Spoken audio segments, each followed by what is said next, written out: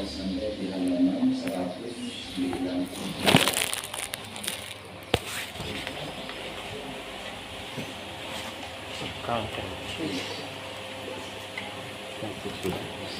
Sudah kita pelajari pengertian tentang ruqyah dan kewajiban berikhtiar untuk mendapatkan kesembuhan.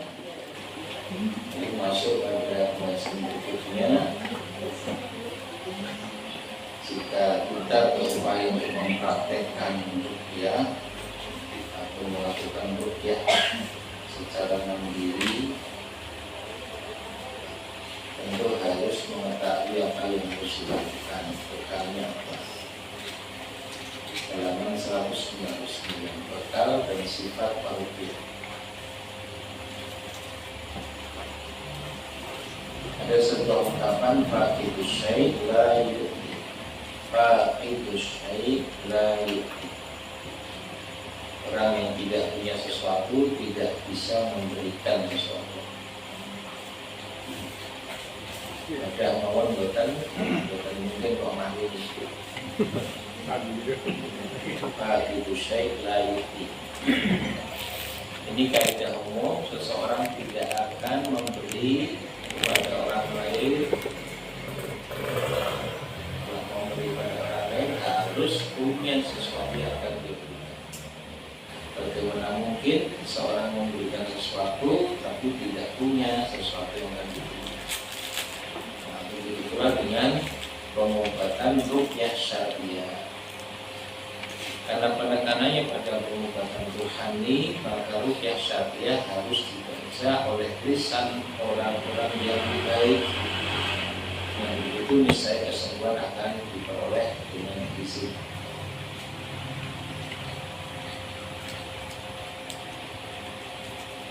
Agar ruqyah bermanfaat, selain harus sesuai dengan syariat, ruqyah harus dibaca oleh orang-orang yang baik. Dalam arti baik, artinya bersih akidahnya, jujur perkataannya, benar amalannya. Bukan sekedar bacaannya apa. Kalau yang membaca sendiri, ya orang yang tidak takut kepada Allah, ya tidak akan bisa memberikan dampak apa yang dia baca. Ibarat perang, ruqyah syariah adalah senjata yang tajam, ruqyahnya adalah prajurit yang menggunakan senjata tersebut. Karena itu bekal dari sifat ruqyah adalah takwa, ilmu, yakin, tawakal, syukur, sabar, zuhud.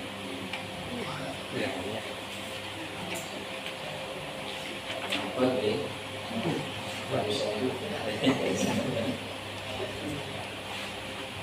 Itu apa ikhlas ya? Iya.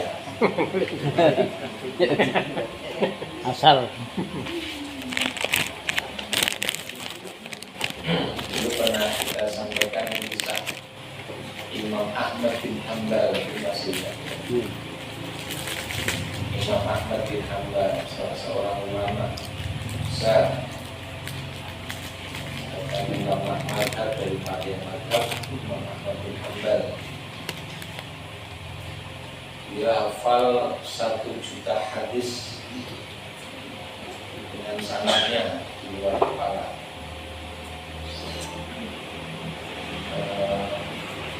Satu hari dalam majelis ilmu dan pengajian berlangsung, diajar oleh Imam Ahmad bin Hanbal, tiba-tiba datang orang minta tolong kami. Nah, padahal sedang berlangsung pengajian. Imam Ahmad bin Hanbal tentu sedikit terganggu sedang mengajarkan ilmu, tiba-tiba datang orang minta tolong. Tapi tentu tidak kemudian mengabaikan, tanya ada apa. Di tempat kami ada yang kesurupan, ya, kami minta tolong agar bisa mengatasi.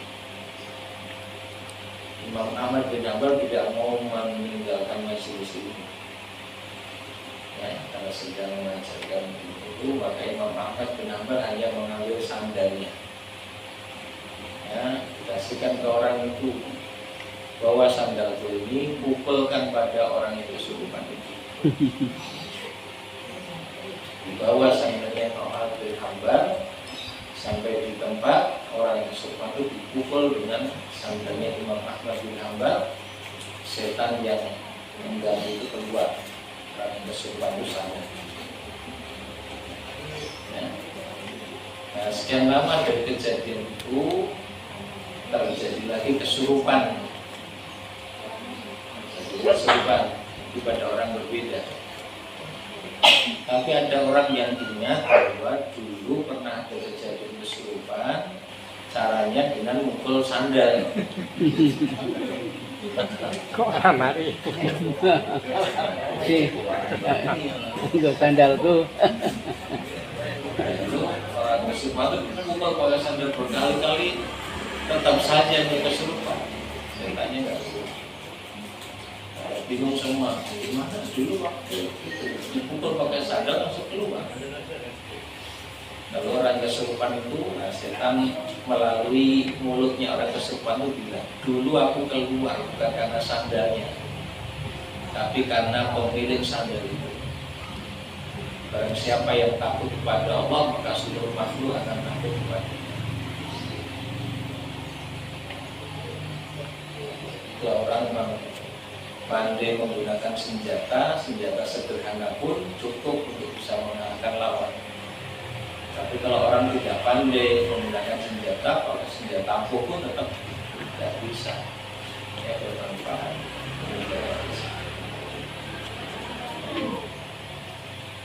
Itu gambaran bahwa ruqyah atau orang yang melakukan ruqyah juga harus punya kualitas yang baik, ya, sehingga upaya meruqyah yang dilakukan benar-benar ya berhasil. Doa senjata mukmin. Doa adalah obat yang paling banyak manfaatnya. Doa juga menangkal bala, cobaan, mencegah dan menghilangkan musibah. Doa dapat juga meringankan musibah yang datang. Karena itu doa merupakan senjata seorang. Rasulullah SAW bersabda, doa usilahul mukmin. Doa itu senjata bagi orang mukmin. Wa imaduddin, tiang agama. Wa nurus samawat, wa nurus samawati, pakai kasroh dengan papaya. Wa nurus samawati wal ardi, cahaya bersinar bagi langit dan bumi.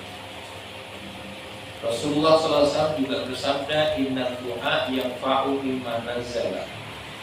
Sesungguhnya doa itu bermanfaat bagi musibah yang telah turun, wa mimma lam yanzil, juga bagi musibah yang belum turun. Fa'alaikum ibadallah bidu'a, karena itu wahai hamba Allah adalah kalian berdoa. Takdir dapat dirubah dengan doa. Jadi sebagaimana sabda Rasulullah SAW, la yaruddul qadar, tidak ada yang bisa menolak takdir illa doa, kecuali doa. Ibnu Qayyim al-Jauziyah menjelaskan kedudukan doa terhadap musibah yang menimpa kepada seseorang. Satu, apabila doa lebih kuat, musibah dapat ditolak. Kuat-kuatan antara doa dengan musibah. Dua, apabila doa lebih lemah dari musibah, seseorang akan terus dihuni musibah. Meski demikian, karena dia berdoa walaupun lemah, doa dapat meringankannya. Demikian doa. Tiga, apabila sama-sama kuat, musibah dan doa akan saling menolak. Intinya jangan tinggalkan doa, dia sangat bermanfaat. 10 perisai diri dari gangguan setan. Setan musuh manusia nyata, dan setan adalah temanku, maksudnya setan musuh kalian. Permusuhannya bukan hanya gertak sambat, tetapi direalisasikan dalam aksi nyata. Bagaimana manusia menyimpang agar tidak istiqomah di atas siratal mustaqim. Rasulullah SAW diutus oleh Allah Subhanahu wa Ta'ala untuk menyelamatkan manusia dari budaya setan. Beliau memberikan petunjuk agar kita mempunyai perisai dari godaan setan. Itu perisai manusia dari setan. Satu, mengingat Allah setiap waktu dan keadaan. Dzikrullah fi kulli ahyan, ya, Allah di setiap waktu dan keadaan. Wa amurukum an tadhkuruhu, aku perintahkan kalian untuk berzikir pada Allah. Fa inna masalan dzalika, karena sungguh permisalan yang demikian, permisalan zikir pada Allah, kamatsali rajulin, seperti permisalan rajulin seseorang, kharajal aduwu musuh keluar fi atharihi siraan, secara cepat bersegera ya, menyerangnya, hatta idza ata ala hislin, hingga apabila dia datang ata ala hislin, ada benteng maksudnya, dia datang untuk mencari benteng, hasilin, untuk memberikan perlindungan kepada dirinya, fa'ah roza nafsahu,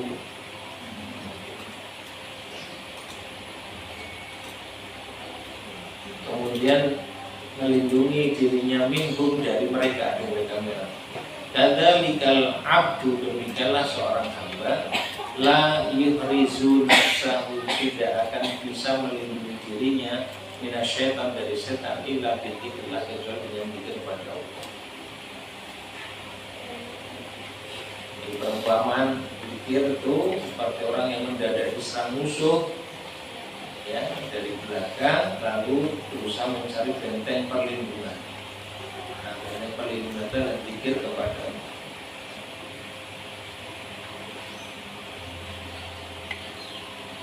Yang pertama. Yang kedua, melihat Allah ketika bangun tidur. Yang pertama tadi di setiap waktu dan keadaan. Kedua, lebih spesifik ketika bangun tidur. Rasulullah SAW bersabda, yaqidu syaitanu ala qafiyati ra'si ahadikum. Setan itu yaqidu duduk mengikat, aqidah yaqidu mengikat. Setan itu mengikat ala qafiyati ra'si ahadikum, di tengkuk kepala seseorang dari kalian. Idza huwa nama, apabila seseorang dari kalian itu tidur, salasa uqadin, 3 ikatan. Setan mengikat pada tengkuk kepala seseorang dari kalian ketika dia tidur itu dengan 3 ikatan, salasa uqadin, 3 ikatan. Yadribu kulla uqdatin, dia pukul pada setiap ikatan itu ya, dia pukul atau dia letakkan di terjemahan mengencangkan ya. Doroba yadribu itu bisa mukul, bisa meletakkan, ini terjemahkan mengencangkan. Kulla uqdatin, yang ikatan jadi kulla itu juga kuatkan ikatan itu dengan mengatakan ain alaika lailun tawil, malam masih panjang, malam masih panjang, farqut, maka tidur. Setiap kali mengencangkan ikatan, setan berkata alaika lailun tawilun farqut, malam masih panjang, tidurlah. Jadi mantranya setan itu. Jangan dipraktekkan nanti namanya alaika. Setan itu. Alaika lailun tawilun farqut, malam masih panjang, tidurlah. Tadi suwi dah. Iya, setiap kali nikah itu sambil baca mantra itu alaika lailun tawilun farqut. Di sini nggak usah kasih mantra, udah tidur. Apalagi dikasih mantra.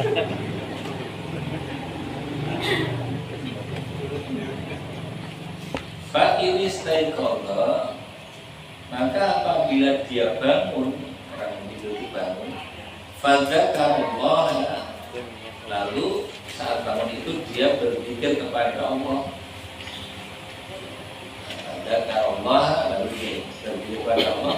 In halat uqdatun, ikatan tadi lepas. Habis lepas. Fa'in tawaddo'a, kalau setelah berzikir itu dia kemudian berwudu, inhalat uqdatun, lepas ikatan yang kedua. Wa in shalla, kalau dilanjutkan dengan mengerjakan salat, inhalat uqdatun, lepas ikatan yang ketiga. Fa asbaha, lalu dia akan berpagi hari nasyiton, ya dalam keadaan semangat, perasaan semangat, thayyiban nafs, baik jiwanya tentram, senang. Wa illa, tapi kalau tidak dia lakukan, bangun tidak pikir pada Allah, tidak baca doa, tidak segera wudu, tidak bacakan sholatnya, bangun saja.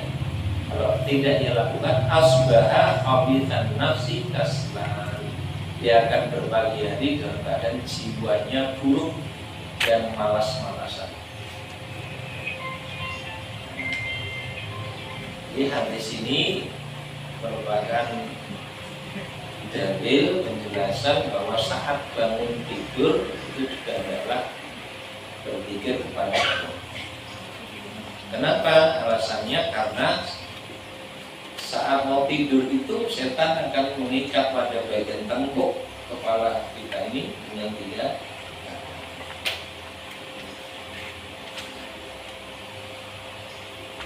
Mau tanya Ustaz, Ya, silakan. terkait dengan doa yang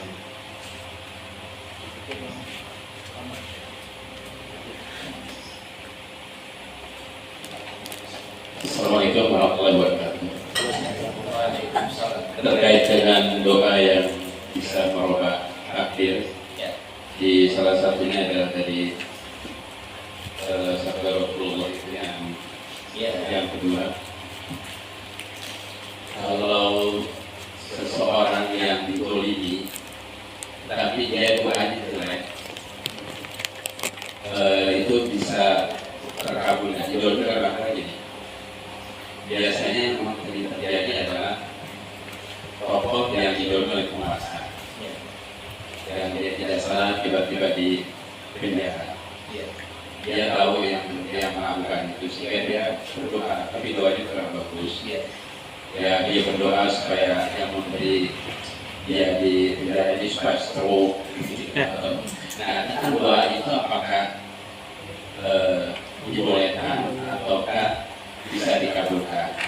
Mungkin juga terhadap ada tetangga yang juga dolim terhadap tetangga yang lain, sehingga tetangga itu sendiri juga ada perubahan sedikit. Karena orang kita itu memang beda dengan bahasa yang bernabi, itu lebih banyak kalau di dolim itu doanya pasti doa nyumpah. Itu aja ya Ustaz, terima kasih. Yang pertama adalah ya rutul qadara illa Tuhan. Jangan dinukil dalam ilmu. La yarudul qadar illa Tuhan. Tidak ada yang bisa merubah atau menolak takdir kecuali Tuhan. Kesimpulannya di sini doa bisa menolak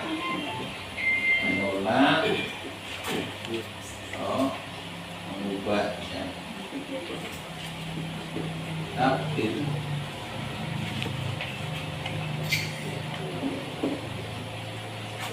Kemudian kedua, terkait dengan orang yang dizalimi berdoa.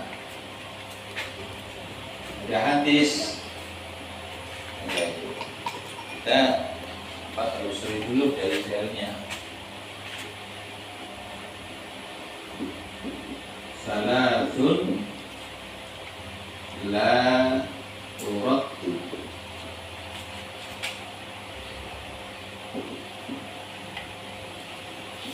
taqwatul walid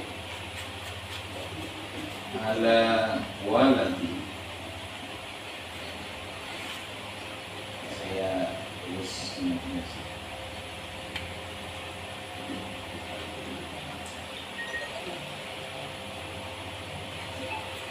wadak wakul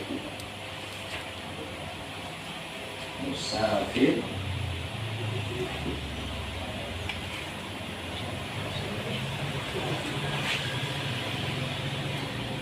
wadak wakul madhu.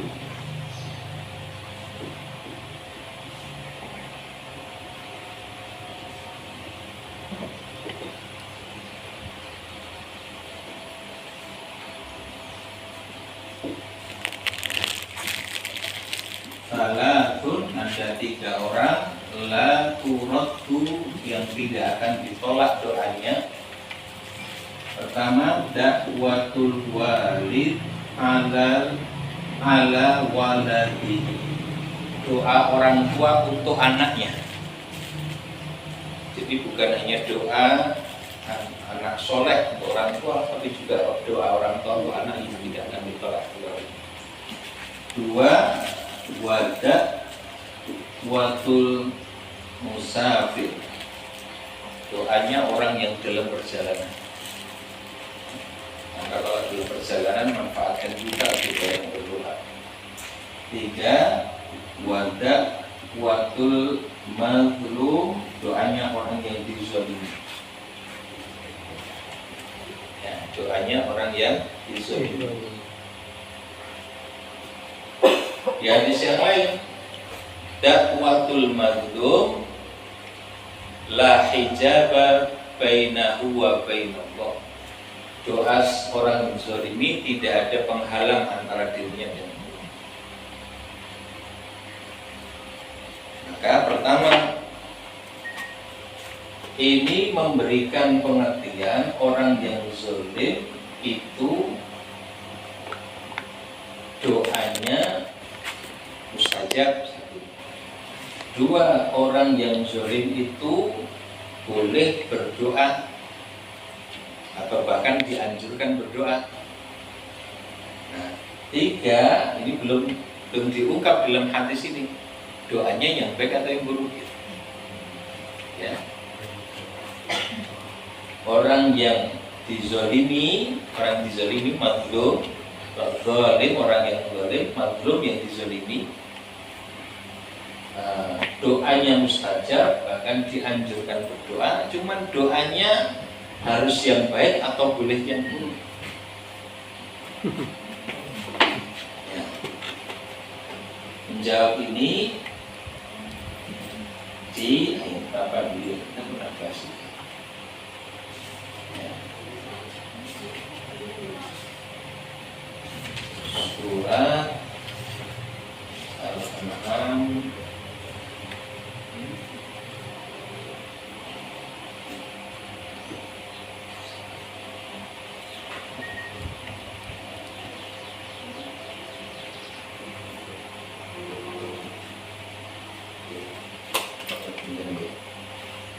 kebolehan membalas kezaliman dengan hal yang setimpal. Wa antasbiru khairul lakum, ayat berapa ini? Tetapi jika kamu bersabar, maka itu lebih baik bagi kalian. Ini nanti kalau bahasa yang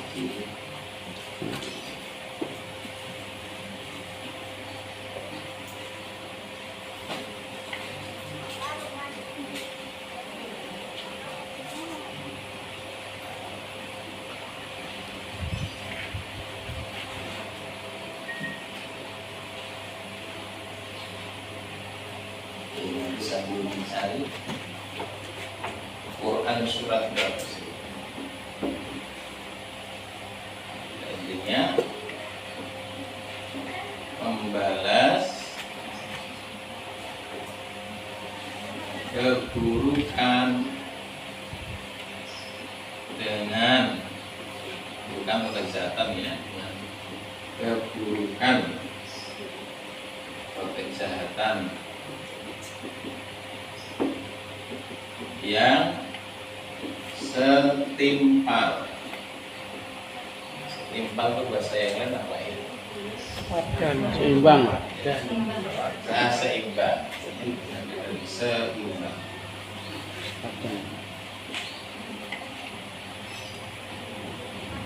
Diperkenankan, artinya tidak berdosa. Ya, tidak berdosa.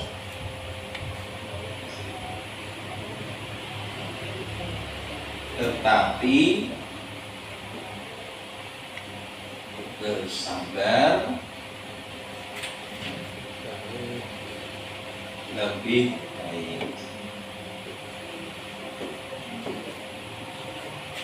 Ada bagian sabar Dan jika tasbiru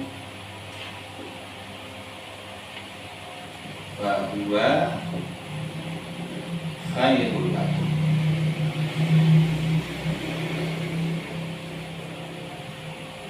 Wa in, dan jika tasbiru kalian bersabar, bahwa maka sabar itu khairul lakum, lebih baik bagi.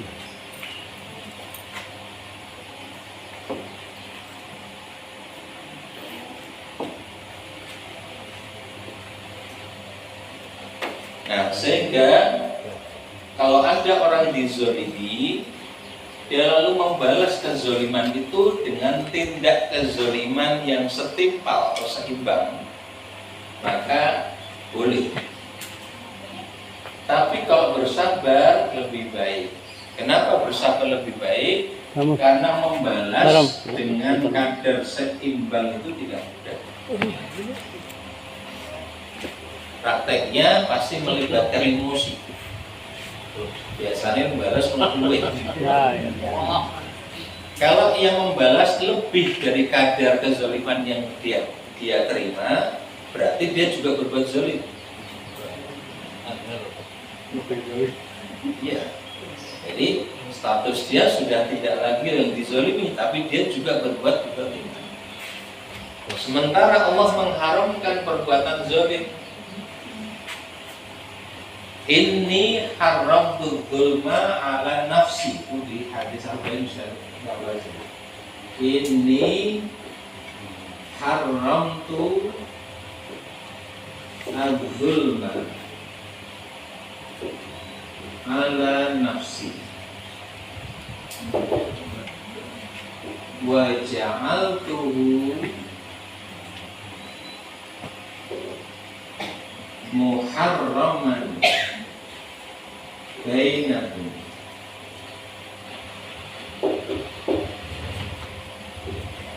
fala tadzalam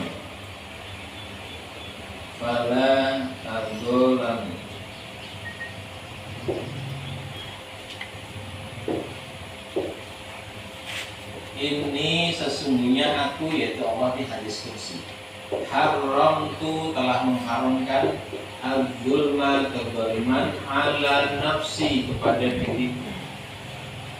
Sungguh aku haramkan kezaliman atas diriku. Ini Allah mengharamkan dirinya berbuat zalim. Wa ja'altuhu, dan aku jadikan kezaliman itu muharraman, sesuatu yang haram, bainakum, terjadi di antara kalian. Allah juga mengharamkan tindak kezaliman itu terjadi di antara manusia. Fala tadzalamu, maka janganlah kalian saling berbuat zalim. Jadi kalau kezaliman balas dengan kezaliman boleh. Kalau membalasnya seimbang, bukan zalim ya. Dia dizalimi, iya. Kemudian membalas dengan kadar yang sama, dia tidak melakukan kezaliman karena kadarnya sama. Tapi kalau dia membalas dengan kadar yang lebih dari perbuatan buruk atau kejahatan yang dia terima, berarti dia zalim. Maka terjadi perilaku saling berbuat zalim. Itu Allah melarang.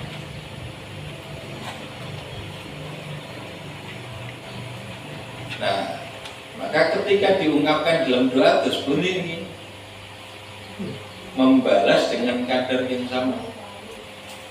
Ya Allah, sebagaimana dia telah berbuat jahat kepadaku, balaskan perbuatan jahatnya itu untuknya sebagaimana yang aku terima. Itu terima. Kalau saking emosinya terus apa ya? Kalau ini, nah, itu enggak.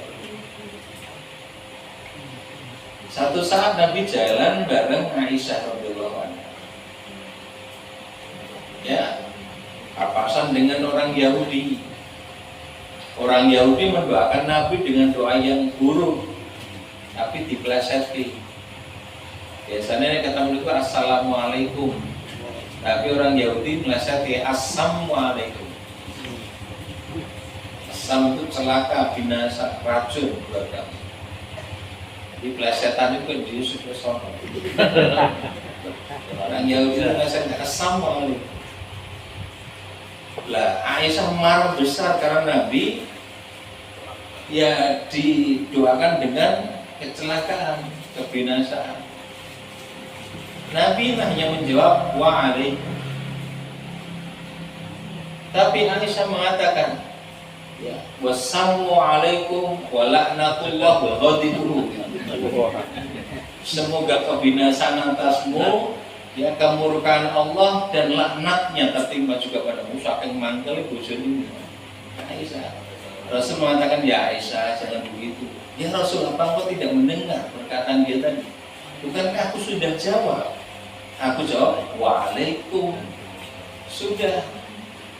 Dan untukmu juga setimpal itu. Waalaikum. Jadi Nabi menjawab doanya dengan kadar yang sama. Nah Aisyah tidak, karena emosi ditambah laknat Allah, kemurkaan Allah. Nabi melarang. Salah satu bentuk praktisnya bagaimana bisa. Saya kira itu.